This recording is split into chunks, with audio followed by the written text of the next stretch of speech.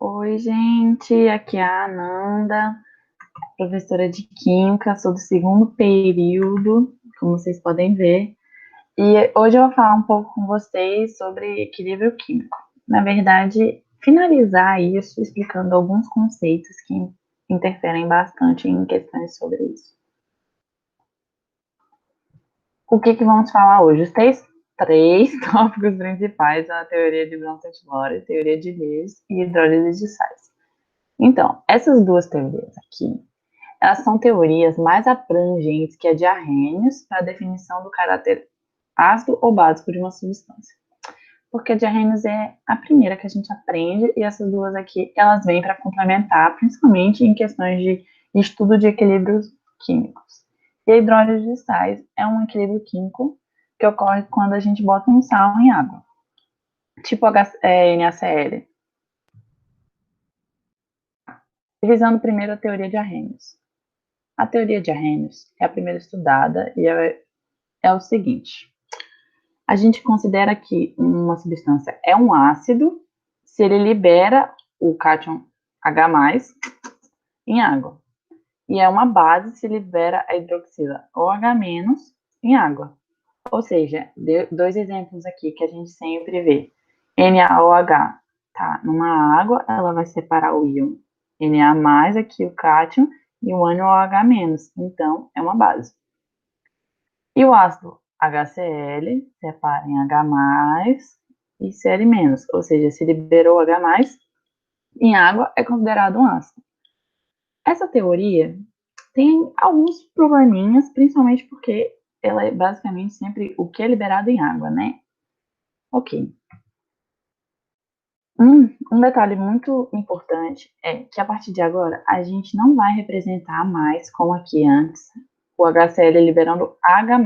Porque quando a gente vê em água, o íon hidrogênio em água, ele é apenas assim, o núcleo de um átomo de hidrogênio, certo? O íon H+, porque o H+, ele tinha antes apenas um elétron, se ele perdeu esse elétron, ele é só um próton, é só núcleo.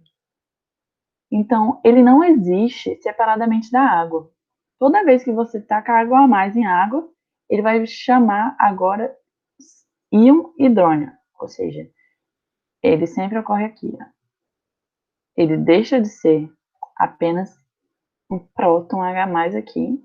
Sem elétron, ele precisa de 2 elétrons para ficar estáveis, né? Então, a água aqui, ó, pega e dou os eletronzinhos dele para ela.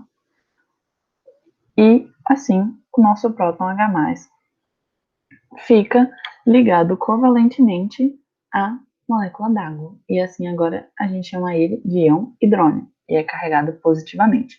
Então a partir de agora vocês sempre vão ver desse jeito. Tá, primeira teoria diferente da de Arrhenius é a teoria de Bronsted-Lowry.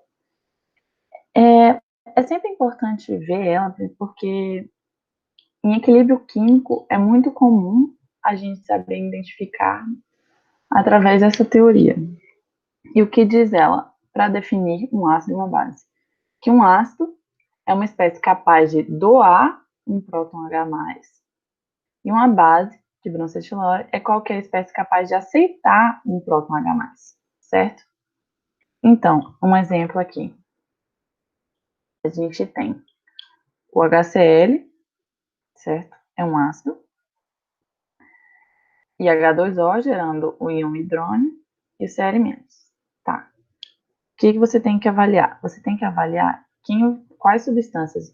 Isso aqui, na verdade, devia ser uma seta indo e uma seta voltando. Porque quando você avalia essa teoria, você avalia a primeira parte e a segunda parte. Por quê? Porque todo mundo vai ter uma ação de ácido ou uma ação de base. Nessa primeira parte, por exemplo, o HCl. HCl, o que ele está fazendo? Ele está se transformando em Cl-, ou seja, ele está doando um H+ para o H2O. Se ele está doando esse H+, ele aqui é um ácido, certo? E a água, H2O, está recebendo esse próton, ela é uma base. Ok, primeira parte vista.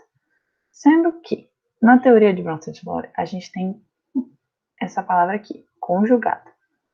todo o ácido se transforma no produto em uma base conjugada.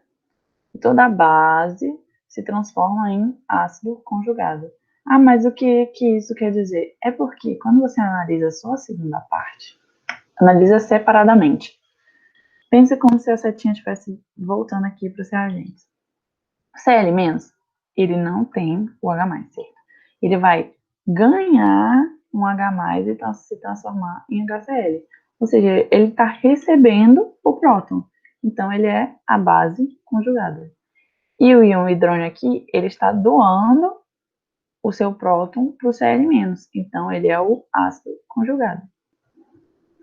Outro exemplo da teoria de Bronsted-Lowry é quando a gente analisa essa reação da amônia com a água. Novamente, a amônia aqui, o que vai acontecer? Ela vai se transformar em NH4 e um amônio.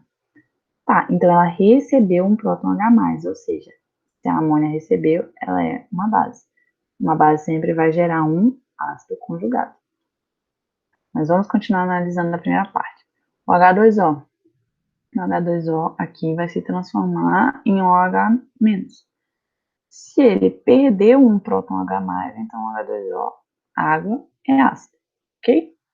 E, voltando aqui, ela deu origem a uma base conjugada. Se você analisar a segunda parte, voltando, você vai ver que acontece do mesmo jeito. O H- vai o quê? Vai ganhar próton, então é base conjugada. Vai perder próton, então é ácido conjugado, ok? Uma coisa importante de observar é que a água aqui, ó, ela tem caráter básico, mas nessa reação aqui, ela tem caráter ácido.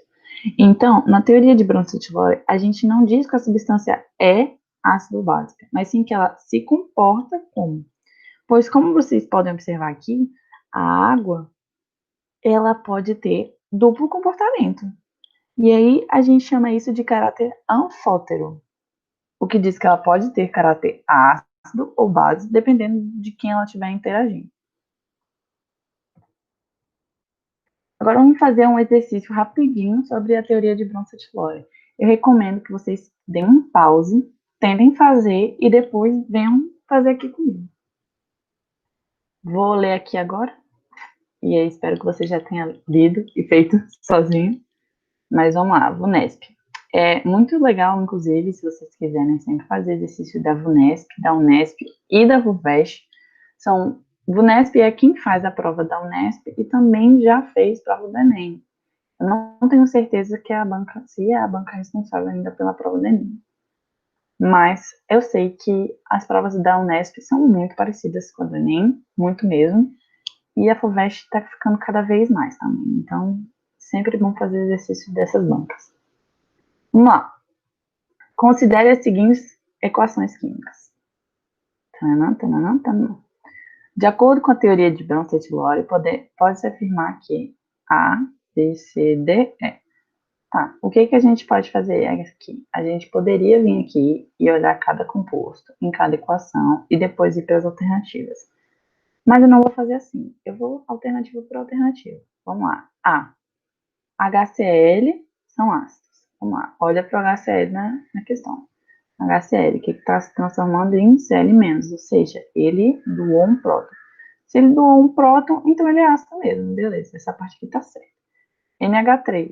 NH3 são ácidos. Vamos lá na questão, tem essas duas questões aqui. Mas nas duas, ela está tendo o mesmo comportamento, né? NH3 está se transformando em NH4+, ou seja, amônia em amônio. O que acontece? Ele ganhou um próton. Se ele ganhou um próton, ele é básico. Base de Bronsted-Lowry, ou seja, já está errado isso aqui. Então, B, a gente já viu que NH3 não é ácido. Então, mais uma errada. A D já morreu. C. A gente vai começar, ó.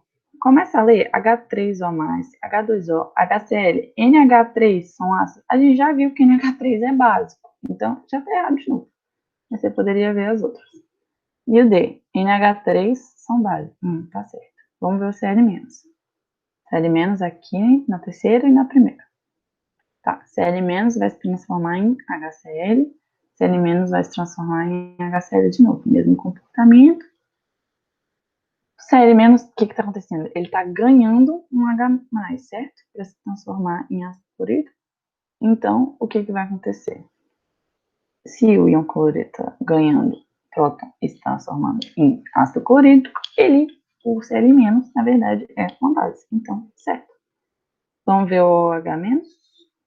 O OH- aqui na segunda equação, ele vai se transformar em água. O íon OH- vai se transformar em água, ou seja, ele ganhou um próton. Se ele ganhou um próton H+, ele também é uma base, ou seja, a resposta letra T. E essa é a teoria de Bronsted, um exercíciozinho. Agora vamos falar um pouco da teoria de Lewis. Então, a primeira teoria que a gente estudou foi de Arrhenius, depois veio de Bronsted-Lawrence e agora a de Lewis. O que aconteceu? Percebeu que a de Bronsted-Lawrence era, na verdade, um caso particular de uma teoria maior ainda, que é a de Lewis. Então, o que acontece? Todas essas teorias são verdade, só que essa é do mais específico para o mais abrangente. Ou seja, todo ácido de Arrhenius também é ácido de Bronsted, que é ácido de Lewis. O que acontece é que foi percebido na química que havia necessidade de uma teoria mais abrangente, porque, principalmente quando você observar compostos orgânicos, você quer saber se o caráter é ácido ou básico, sem ser de um H+, então a teoria de Lewis é a melhor de todas, porque a teoria de Lewis é a responsável por tratar do caráter ácido ou básico quando relacionado à existência ou não de um par de elétrons disponível. Como assim, Ananda? Calma. É importante ir bem devagarzinho nessa parte, porque eu quero realmente mostrar para vocês como é importante vocês estudarem geometria molecular e saberem direitinho a geometria molecular dos compostos para entender a teoria de Lewis. Vamos lá. Quem é o ácido de Lewis? O ácido de Lewis é toda espécie química capaz de receber um par de elétrons de forma que ocorre uma ligação covalente com a entidade que forneceu os elétrons, tá? Essa parte aqui de forma que ocorre uma ligação covalente é importante dizer, porque se você só recebe um par de elétrons e ele fica só para você, você está o quê? Realizando uma ligação iônica.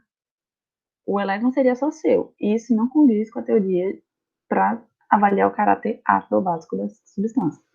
Tem que ser covalente, beleza. Então, ácido é todo mundo que é capaz de receber o par de elétrons, ou seja, ele tem um orbital vazio, certo? Ele precisa de elétrons para se estabilizar.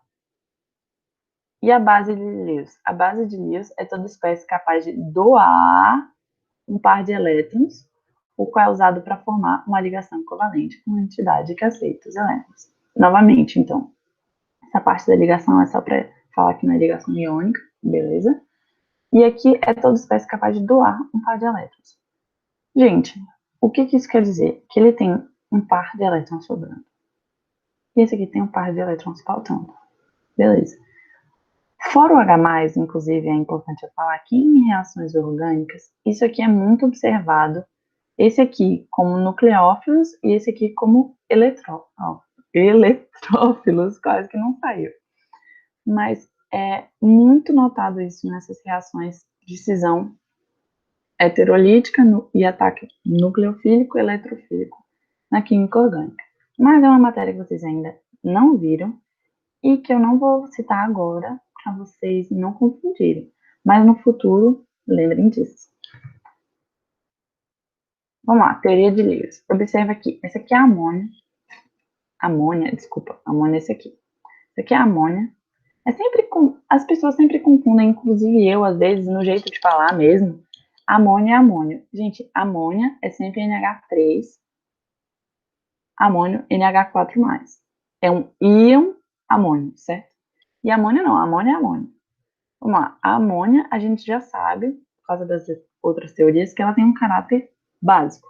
Mas como explicar na teoria de Lewis seu caráter? Então, na geometria molecular do nitrogênio na amônia, o que acontece? Ela faz 3 ligações, Essa aqui não é a geometria molecular correta, inclusive, é só uma forma de exemplificar aqui para vocês. Tipo, eu acredito que ela seja angular, eu não tenho certeza qual é a geometria particular da amônia. Não, eu acho que é piramidal. Eu acho que é piramidal. Por favor, vejam. Mas então, voltando. Aqui, a amônia faz 3 ligações com hidrogênio e sobra ainda um par de elétrons. E aqui, esse hidrogênio aqui, esse próton, o que acontece? Ele tinha um elétron, ele perdeu esse elétron.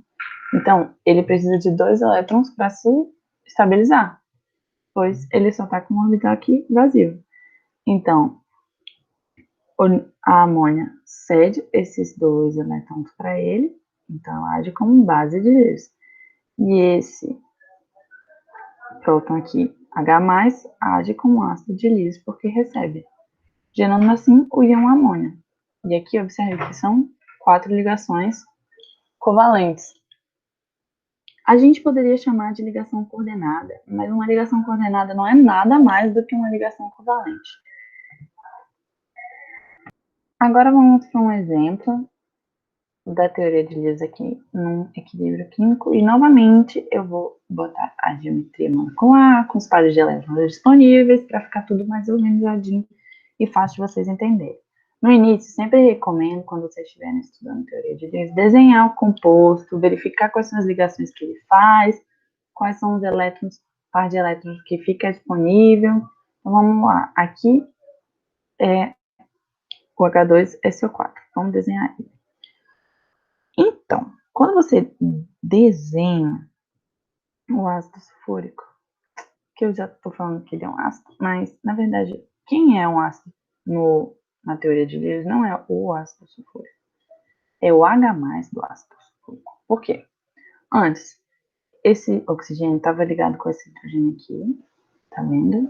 Só que, quando eu rompo essa ligação, o elemento mais eletronegativo que o oxigênio fica com um par de elétrons. E esse hidrogênio vira H+, e por quê? Porque ele perdeu o elétron. Assim, ele fica precisando de 2 elétrons para ser... como é o nome? Para ser... Gente, para ele ficar estável. É isso. Desculpa.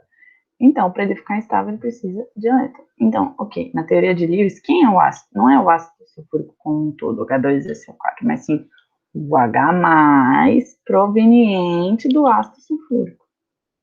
Porque é ele que tem a falta de elétrons aqui. E o que acontece? Esse H+ vai reagir com a base. Quem é a base? A água. Porque a água aqui faz 2 ligações com hidrogênio e também tem 2 pares de elétrons sobrando. E então ele pega um par de elétrons e dá para esse H+. Dessa forma, se ele doou um par de elétrons, ele é uma base. Se o H+ recebeu, ele é o ácido. Vai gerar de novo o íon hidrônio, que a gente já conversou, que é o H3O+. Observe aqui 3 ligações covalentes. Lembrando de novo que é uma ligação coordenada, mas uma ligação coordenada nada mais é do que uma ligação covalente. E ele está aqui com uma carga positiva, certo? Sobrou também aqui o íon de sulfato resultante, que é exatamente a parte do ácido sulfúrico sem o H+, certo? Então, agora a gente vai analisar de novo a reação inversa. Lembrando que direta, inversa, e que a gente não precisa mais falar em conjugado, ácido conjugado ou base conjugada. A gente só vai verificar se é ácido ou base. Aqui desse lado, o que acontece? A gente vai olhar primeiro para o íon bisulfato. O íon bisulfato, ele tem um par de elétrons sobrando, tá vendo aqui? E aí, ele tá doido para doar esse par de elétrons, porque é muita energia e ele, meu Deus, eu preciso doar esse par de elétrons aqui para alguém. E aí, o que vai acontecer? Agora, um H+, originado do íon hidrônio, lembrando, não é o íon hidrônio inteiro, mas sim o H+, originado dele, vai receber o elétron do íon de sulfato e aí virar de novo o ácido sulfúrico. Então, esse H+ aqui atua como ácido, porque vai receber o par de elétron, e quem doa o par de elétron, ou seja, o íon de sulfato, atua como base. E essa aqui é a teoria de Lewis. Agora, a gente vai fazer um exercício. Por favor, peço para vocês novamente darem uma pausa para poder tentar fazer sozinho e voltar. E agora, eu vou ler novamente. Dá uma pausa aí. Unesp, 2011. A sibutramina, cuja estrutura está representada, é um fármaco indicado para o tratamento da obesidade, e seu uso deve estar associado a uma dieta e exercícios físicos. Sibutramina, tá bom, aqui esse composto orgânico aqui. Não se desespere quando você vê um composto orgânico que você provavelmente não conhece de cara, porque provavelmente você só tem que analisar uma parte dele e ver se é uma parte dele que você vai entender. Então, se você não entende ainda porque não teve aula sobre essa função orgânica, não se desespere, fala com os monitores, pergunta se pode adiantar um pouquinho, ou então pode perguntar se você, qual material eu recomendo vocês estudarem. Eu recomendo bastante vocês olharem o livro de Química Orgânica do Feltri. E é isso aí. Café com Química no YouTube é um canal também excelente de química, galera, recomendo muito. E agora eu vou continuar aqui. Vamos lá. Com base nessa estrutura, pode-se afirmar que a sibutramina é uma base de Lewis, porque possui um átomo de nitrogênio que pode doar um par de elétrons para ácidos. Esse nitrogênio aqui, que é o único nitrogênio nessa molécula, ele tem o quê? Um par de elétrons sobrando. Eu não sei aqui agora direto. Gente, isso aqui é uma função amina. E a função amina, o nitrogênio está realizando 3 ligações e tem um parzinho aqui de elétrons sobrando. Então, sim, ele tem um átomo de nitrogênio que pode doar um par de elétrons. Então, ele é uma base de Lewis. A gente vai marcar como certo. Mas vamos avaliar as outras para ver por que elas estariam erradas. Um ácido de broncetilório porque possui um átomo de nitrogênio terciário. Cara, nada a ver. Primeiro, porque é um ácido de broncetilório. E por que ele é ácido de broncetilório? Porque ele doa H+. Então, nem a explicação dele aqui fez sentido. C. Um ácido de Lewis porque possui um átomo de nitrogênio capaz de receber um par de elétrons de um ácido. Então, novamente, ele tem elétron. Para que ele quer receber mais? Não precisa, né? Então, tchau. D. Um ácido de arrênios porque possui um átomo de nitrogênio capaz de doar próton. Primeiro que arrênios e próton, nada a ver. Uma base de Lewis porque possui um átomo de nitrogênio que pode receber um par de elétrons de um ácido. Novamente, base de Lewis é doação de elétron. Então, está errado, porque base não recebe. E é isso. Fizemos um exercíciozinho já sobre teoria de Lewis. Recomendo que façam mais. Agora vamos para o nosso último tópico. Agora vamos para o nosso último tópico, que é a hidrólise salina. O que é a hidrólise salina? É o equilíbrio químico que ocorre após a adição de um sal à água. É uma matéria muito importante, porque geralmente o que é cobrado no Enem é o seguinte: o que acontece quando você taca o sal em água? Vai ter mudança no pH? Fala disso já já. Então, para a gente conseguir estudar um pouco a hidrólise salina, antes eu vou falar um pouco sobre força de ácidos e bases, para dar uma recapitulada. Mas peço que vocês estudem novamente força de ácido, força de bases, e novamente um pouco sobre sais e solubilidade geral também, para poder entender um pouco melhor e fazer as questões melhores. Tá, esses aqui são alguns ânions que são muito cobrados pelo Enem. Seri- originado do ácido clorídrico, CO3, desculpa, menos 2, que é originado do ácido carbônico, NO3- originado do ácido nítrico, e o SO4- 2 do ácido sulfúrico. Eles são sempre muito cobrados. É muito importante que você saiba o que acontece com esses ânions quando colocado em água. Vamos lá. Ácido forte. Recapitulando. Se for hidrácido, os ácidos fortes são HCl, HBr e HI. Primeiro eu queria só recapitular. O que que torna um ácido forte? O que que torna um ácido forte? É a quantidade de H+, que ele consegue colocar livre num meio. Ou seja, quanto H+, ele vai liberar. Quanto mais H+ ele liberar, mais forte ele é. Então, esses hidrácidos aqui, HCl, HBr e HI, são os hidrácidos mais fortes. Hino brasileiro, claro, essa é a ordem de força. Hino é o mais forte, brasileiro é o segundo mais forte e o claro é o terceiro mais forte. Então, ele sobe assim, a força. HI sendo mais forte. Hino brasileiro, claro, lembrem sempre. E oxiácidos? Oxiácidos são mais, né? Porque nos hidrácidos geralmente é cobrado esses aqui, o HF, né, que é moderado, e todo o resto, o HCN, é tudo fraco. Então é mais fácil de decorar assim. O oxiácido, você tem que avaliar cada um.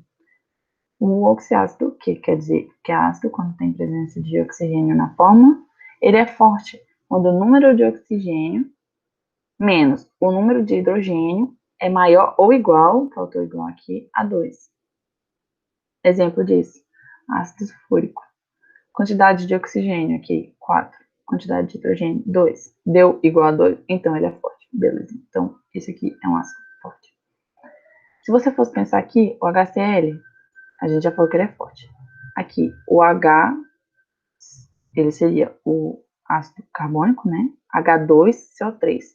3 menos 2 seria 1, então ele não é forte. E é importante eu falar que o ácido carbônico, ele dá 1. 1, na verdade, é moderado, mas o ácido carbônico, na verdade, é extremamente fraco, porque ele é muito instável. Então, ele sempre fica transformando em CO2 e água. Numa reação de equilíbrio, ele é muito fraco, o ácido carbônico. Aqui, HNO3, ácido nítrico, seria 3 menos 1 do hidrogênio aqui. Então, seria forte. E esse aqui, o ácido sulfúrico, seria H2SO4. 4 menos 2, 2, forte de novo. Então, nós temos 3 fortes e 1 fraco, nesses mais cobrados do Enem. E agora, recapitulando a base forte geralmente é da família 1A e 2A, metais alcalinos e alcalinos terrosos, certo? E agora, continuando sobre hidrólise. Por que eu estou falando da força do ácido e da base? Por quê? Porque quem vem do fraco nunca fica sozinho. Essa frase aqui não está aqui só para brincar, não. É porque é o seguinte, o que acontece? Num sal, você sempre tem que avaliar, porque a hidrólise aqui, né, salina. Num sal, o cátion e o ânion, quem estiver vindo de um sal, ou de um ácido, ou de uma base fraca, nunca vai ficar sozinho. Ele sempre vai tender a retornar ao formato de ácido ou base. Como assim, Ana? Tá, vou explicar um pouco melhor agora. Botei esse exemplo aqui de uma máquina de lavar, porque é assim que a gente se sente quando a gente tá com azia, né? Parece que você, nossa, aquela sensação horrível de queimação, muito ruim. E uma questão que pode cair, assim. Ele falar numa pessoa que tá com problema de azia e o que você botaria como substância mais adequada para aliviar aquilo. Beleza. Azia, a gente sabe que é acidez estomacal elevada, certo? Se a acidez estomacal está elevada, a gente tem que dar alguma coisa com caráter básico para aliviar essa situação. Não pode ser uma base muito forte, porque aí também não é o que a gente quer. A gente só quer que melhore a situação. Aí, ok. Qual a substância mais adequada? A gente vai ver A e B. Só que quando a gente olha para A e B, a gente vê que nenhum dos dois é uma base. Os dois são sais. O que tem que fazer? Tem que analisar qual é a hidrólise salina dos dois, ou seja, tacar esse sal no nosso estômago. Aqui tem um meio aquoso que ele vai, como é que ele vai reagir? Tá, o AgCl. O AgCl, ele vai quebrar em Ag mais Cl menos, certo? O Ag mais e Cl menos são originados de qual ácido e qual base? Lembrando que o cátion sempre é originado da base, AgOH aqui no caso, e o Cl, que é o ânion, sempre é originado do ácido, HCl, ácido clorídrico. Beleza. A gente sabe que o HCl é forte, certo? E o AgOH é fraco. Por quê? Porque a Ag não é família 1A nem a família 2A. Então, se eu falei que quem vem do fraco nunca fica sozinho, o que acontece? Na hidrólise do AgCl, você vai separar o Ag+, e o Cl-. Sendo que o Cl-, ele não vai sofrer hidrólise, só o Ag+. Por quê? Porque quando ele não consegue ficar sozinho, ele vai reagir com a água e vai tentar voltar a ser AgOH, sendo que sobra H+. Por quê? Porque o Cl-, ele vai estar sempre H+, Cl-. Ele sempre vai estar separado. Então, sempre vai ficar o quê? Sempre mais ácido. O caráter dessa substância sempre vai ser ácido, menor que 7 pH, ou seja, uma hidrólise salina ácida. Nesse sal, HCl. O que você faz então agora nesse B? Vamos lá. NaHCO3. Bicarbonato de sódio. Vamos lá. É uma substância que cai sempre no Enem. Eles adoram bicarbonato de sódio. Vamos lá. Cátion Na, sódio, era o hidróxido de sódio.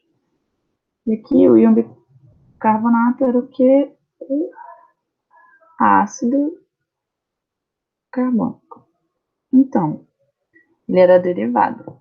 Vamos analisar esses dois ácidos. A gente sabe que esse ácido aqui, eu acabei de falar, ele é fraco, instável, então, fraco.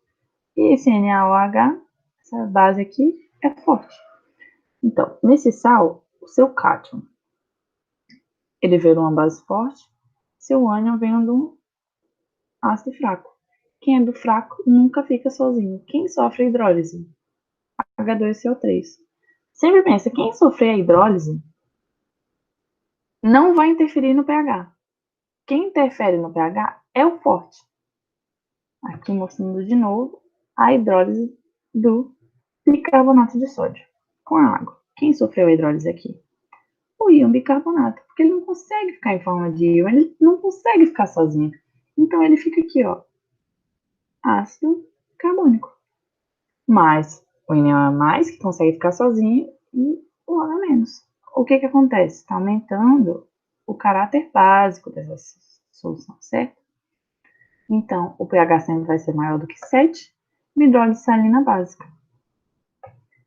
Então, qual das duas substâncias vocês acham que é melhor? Se o cara está com acidez estomacal elevada, eu vou dar algo para aumentar a acidez ou algo para diminuir a acidez? Vou dar algo para diminuir, né? Então, esse aqui é o B. É aquele sal de fruta que você sempre vê na propaganda. Sanazil, Doçumil, algo assim. É a nossa opção aqui, bicarbonato de sódio. É importante explicar para vocês como faz a hidrólise salina, mas vou te dizer que quando você vai fazer um exercício, eu recomendo você olhar a GCl, tá? Eu quero que o meio fique básico, certo? Quem é mais forte aqui? Ag ou Cl? Veio do ácido ou da base mais forte? Tá, veio do ácido mais forte. Então, sempre pensa direto. Meio vai ficar ácido. Aqui, NaHCO3. Tá, a base era mais forte que o ácido. Então, o meio vai ficar básico. Então, é esse aqui que eu quero.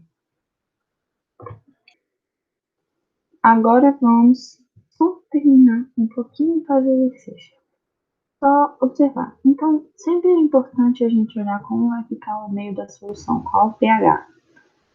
Se você tem uma reação que tem formação de ácido fraco e base fraca nessa hidrólise salina, ou então não tem formação de ácido nem de base, ou seja, aqui você tinha tanto um cátion quanto um ânion fraco, que não consegue ficar sozinho, e aqui você tinha um cátion e um ânion que eram fortes e conseguiam, então não teve formação nenhuma. Nesses dois casos, como está em equilíbrio, o pH fica neutro, igual a 7. Porém, Aqui, formação de base fraca. Quando forma uma base fraca? Quando o nosso cátion era oriundo de um ácido forte. Então, vai sobrar H mais no meio, pH sempre vai ser menor do que 7. Formação de ácido fraco, ou seja, cátion oriundo de uma base forte, sempre sobra OH menos no meio, pH maior do que 7. Não sei porque que não apareceu aqui, mas pH maior do que 7. Agora vamos fazer um exercício. Novamente, pausa, tenta resolver sozinho e depois volta. Vamos lá. Em uma bancada de laboratório, encontram-se 3 tubos de ensaios numerados, de 1 a 3, contendo volumes iguais de água. Alguns cristais de acetato de sódio A, cloreto de sódio B e cloreto de amônio C são adicionados nos tubos 1, 2 e 3, respectivamente. A, B, C, 1, 2 e 3. Ao medir o pH das soluções aquosas resultantes nos tubos de ensaio 1, 2 e 3, deve-se verificar que A, B, C, D, E. Tá. Vamos medir o pH das soluções nessas 1, 2 e 3. Vou escrever a substância A, B e C. Substância A, acetato de sódio. Acetato de sódio, essa aqui é a forma. Substância B, cloreto de sódio. Cloreto de sódio, NaCl. Substância C, cloreto de amônio. Cloreto de amônio. Então, vamos avaliar aqui. A, Na mais OCCH3 menos. Esse aqui é um acetato, gente. É um orgânico, certo? E o Na mais, a gente já conhece, o sódio. Essa base aqui, NOH, a gente já sabe que esse cátion aqui é oriundo de uma base forte. E esse acetato aqui, gente, todo ácido orgânico é fraco. Então, esse ácido aqui é fraco. E a base é forte. O que vai acontecer com esse meio? O meio aqui vai ficar básico. pH maior do que 7. Beleza. No segundo, cloreto de sódio, Na+, Cl-. A base oriunda do Na do sódio, NaOH, é forte e o ácido oriundo do Cl-, HCl, é forte. O que acontece? Se todo mundo é forte, ninguém quer se juntar, todo mundo quer ficar sozinho, então o pH vai ficar neutro, igual a 7, no segundo. E no terceiro, cloreto de amônio, NH4 mais Cl menos. Gente, NH4 mais é 1A ou 2A? Não, né? Então é oriundo de uma base fraca. E o Cl- é oriundo de um ácido forte, de um hidrácido forte, que é o claro do hino nacional brasileiro, claro. Então, nesse aqui, vai ficar um meio ácido, pH menor do que 7. Então, pH maior do que 7, esses dois. pH igual a 7, esse aqui, e o terceiro menor que 7, resposta letra C. Mais um exercíciozinho aqui que eu vou botar a gente para fazer, porque esse aqui é do Enem. E o Enem adora questões assim. Mais uma vez dá pausa e tenta fazer sozinho, depois volta aqui. Enem 2015. Em um experimento, colocou-se água até a metade da capacidade de um frasco de vidro. E, em seguida, adicionaram-se 3 gotas de solução alcoólica de fenolftaleína. O que é isso? Então, fenolftaleína é um indicador ácido base que quando você coloca uma substância básica nesse indicador, certo? Ela fica rosa. E quando você coloca uma substância ácida, ele fica incolor. Então tá. Adicionou-se bicarbonato de sódio comercial em pequenas quantidades, até que a solução se tornasse rosa. Dentro do frasco, acendeu-se um palito de fósforo, o qual foi apagado assim que a cabeça terminou de queimar. Imediatamente, o frasco foi tampado. Em seguida, agitou-se o frasco tampado e observou-se o desaparecimento da cor rosa. A explicação para o desaparecimento da cor rosa é que, com a combustão do palito de fósforo, ocorreu a... Então lá, gente, vamos pensar em etapas. Primeiro, adicionou-se bicarbonato de sódio, NaOH. É o NaHCO3. Eu já falei dele aqui. Falei que ele caía muito no Enem. Tá aí a prova. Enem 2015, inclusive, meu primeiro vestibular. Quando eu fazia farmácia. Foi onde eu passei para fazer farmácia. Esse aqui é o íon. O íon não. O bicarbonato de sódio. Tá. Bicarbonato de sódio. Quem vai sofrer hidrólise nele? Vocês lembram? Os íons separam aqui, Na+, HCO3-. Na+ é o quê? Ele é poderoso, ele é forte, ele não vai se misturar. O HCO3 aqui, esse íon bicarbonato é fraco. Então, o íon bicarbonato vai sofrer hidrólise, separando em ácido carbônico e um H-. Mas, então, o que acontece? Essa substância vai ter caráter básico quando em água, porque vai ajudar a aumentar o pH. Então, agora, depois, dentro do frasco, acendeu-se um palito de fósforo, o qual foi apagado assim que começou, a cabeça terminou de queimar. Imediatamente, o frasco foi tampado. Em seguida, agitou-se o frasco tampado e observou-se o desaparecimento da cor rosa. Então tá, primeiro ele ficou rosa porque a gente botou aqui um sal que sofria hidrólise e ajudava a aumentar o pH, certo? Por isso ele ficou rosa. E depois a gente queima um fósforo e basicamente o resultado dessa queima vai tornar ele sem cor. Se ele ficou sem cor, ele tem que ficar ácido. Concorda? Tipo, já tem a resposta. Mas, o que acontece? Quando você queima um palito de fósforo, você tem a madeira do fósforo e a cabecinha do fósforo. A madeira do fósforo é um composto orgânico e a cabecinha do fósforo principalmente composta por composto de enxofre. Então, quando você queima os dois, você vai gerar dois óxidos principais, CO2 e um SO2. E os dois são óxidos ácidos. Então, vamos ver as respostas. Por que desapareceu a cor rosa com a combustão? A. Formação de óxidos de caráter ácido. É exatamente isso. Por quê? Porque ele fez diminuir o pH da substância e aí ficou sem cor. Mas vamos analisar as outras. B.